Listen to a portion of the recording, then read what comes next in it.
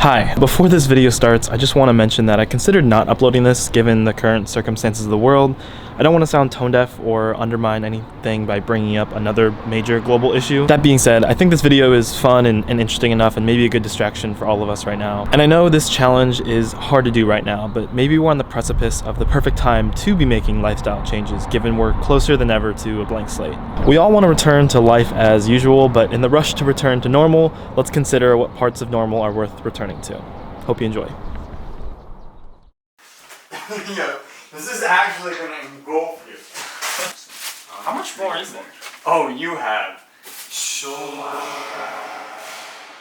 I think it's often too easy to distance myself from a problem. So in an effort to better understand my own impact on the environment, I decided to collect all my non-perishable trash for 1 month. I actually did this challenge last year with some givers from Ohio State, but only for 1 week. My main takeaway was that cooking my own meals would reduce my waste exponentially, which is obvious, but true. Anyways, after grocery shopping to start off the challenge, I was instantly annoyed at how much packaging my food was coming in. Even trying to do the right thing and getting as much produce as possible, there was still so much trash I was accumulating already. And don't forget the receipt! More trash. And that was just the beginning of me being annoyed with this challenge. Great, this is done, so now I just have to keep... Wow, look at these cool stickers I got! Thank you for the massive styrofoam box. More freaking plastic.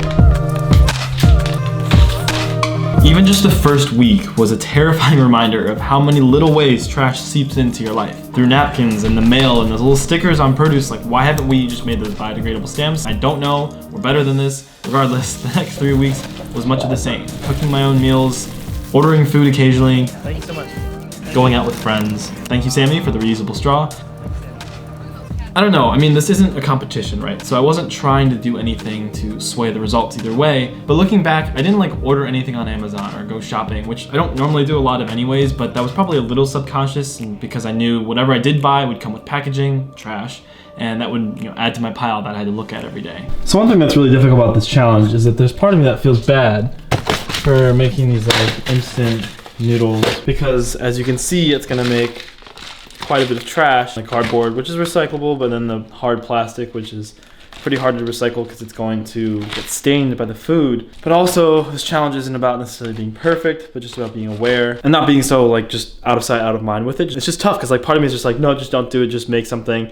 But this sounds really good to me right now, and I don't really feel like cooking, and I have to do a bunch of cooking later for meal prepping. So I'm gonna eat it. The worst part about this challenge by far was having to carry my trash around all day. I just had to nonchalantly take it with me or stuff it into my bag, hoping no one would notice, which obviously they would, and that was embarrassing to say the least. So after a full month, how much trash did this self-proclaimed eco-conscious, kind of minimalist, decently educated on the subject, done this challenge before, pretentious guy living in Seattle create?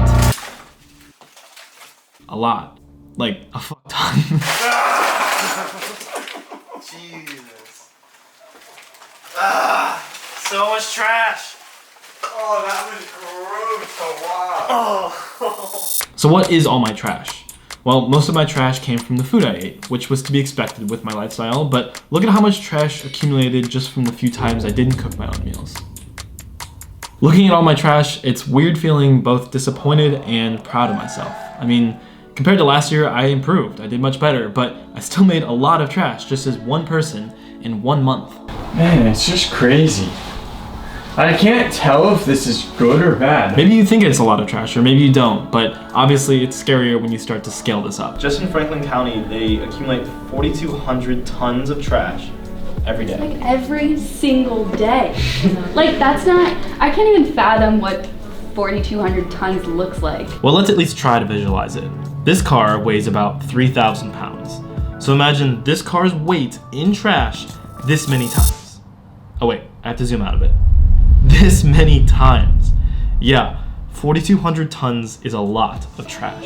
And that's just Franklin County. And that's just Franklin County on one day. I've left some resources in the description below for you to learn more about how much trash we really create, especially as Americans, why recycling is super complicated and probably not the answer to our problem, and a link to the Sustainable Duo, the people that inspired me to do this challenge in the first place. Okay, so what's the point of all of this? I'm definitely not telling you to change your life and become a zero waste minimalist, but the discussion is important, and I implore you to try this challenge yourself.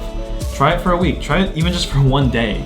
You don't have to tell anyone or make a video about it, but I would bet you'll be shocked by how it turns out for yourself. And probably will want to start making some changes in your own life for the sake of our planet. Whether it's just cooking more of your own meals or taking part in initiatives that, cut down on waste and save you money, like the Buy Nothing Project, or even just not taking the bag at Chipotle when you can just literally carry the thing yourself. I promise you, small changes can make a big difference, but you first have to be aware of a problem before you really have a chance at solving it. And all of this trash isn't necessarily my fault or your fault. I mean, we live in a culture of convenience, and with that comes a lot of packaging and waste. I'm really just making this video so that you, yes you, can hopefully become a little more mindful and a little more aware of your own impact, whatever size that may be. After all, we don't need a few people doing a zero waste lifestyle perfectly.